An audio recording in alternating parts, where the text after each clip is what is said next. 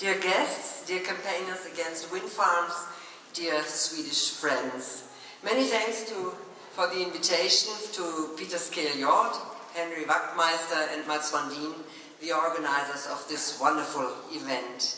I'm really overwhelmed, not only by the beauty of the nature and the landscape here in Sweden and the kindness of the Swedish people, of course, but especially by these very impressive musicians and the music at all. So we are coming from Schleswig-Holstein in northern Germany, where have to be erected 2,800 wind turbines. The nearest to my house being only 320 meters away. This is only one of 113 turbines which we can see from our property.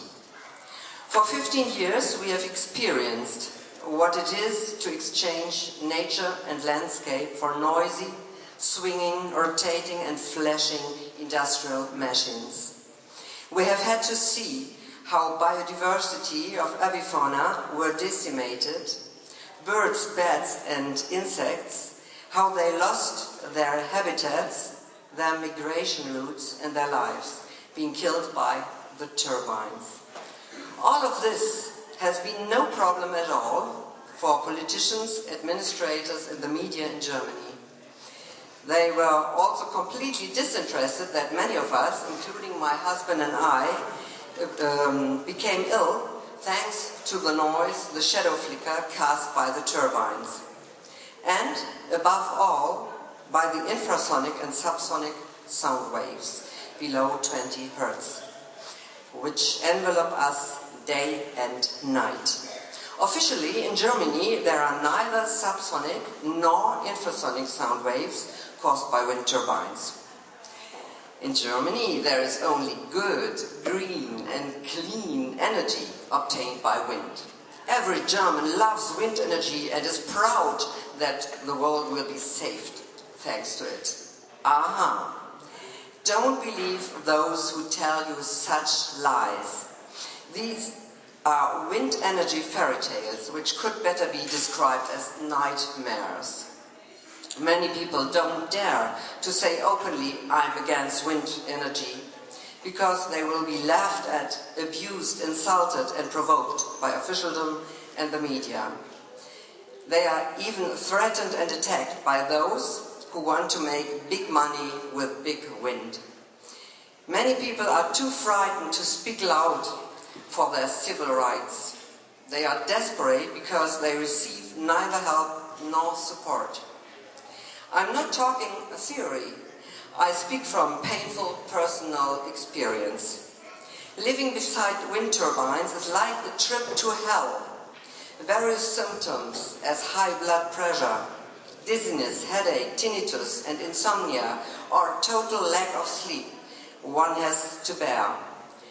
Dr. Nina Pierpont from USA gave these symptoms a name, wind turbine syndrome. Don't let it happen that Moa Olsson's generation, haunted by Edvard Munch's cry, have to look on while their countryside, their nature, with its enormous biodiversity here, their health and their quality of life, their culture and monuments like Knutstorp Castle, and their accumulated values will be destroyed by wind turbines. Hold on to your region, its villages and its towns, and prevent their transformation into slums, because those who can afford it will leave. Do you remember the wonderful story written by Selma Lagerlöf, Niels Holgersson and the wild geese? Imagine these geese killed by turbines or vanishing completely from the skies of Skåne. I'm ashamed on E.ON, a mainly German undertaking, who are demanding an extension of the time in which they are allowed to run their nuclear stations in Germany, while here in Sweden they want to break all records for setting up wind turbines at your cost, but to their profit, of course. In the last few years, we have grown not only into a European movement, but in a worldwide one. We are working hard around the world to put a brake on this wind craze and the tyranny, as Peter Skilje also aptly describes it. Please join us, work with us together. A great deal depends upon it. In my youth, Joan Baez sang, "We shall overcome someday," and we should sing it again today. Many thanks for listening.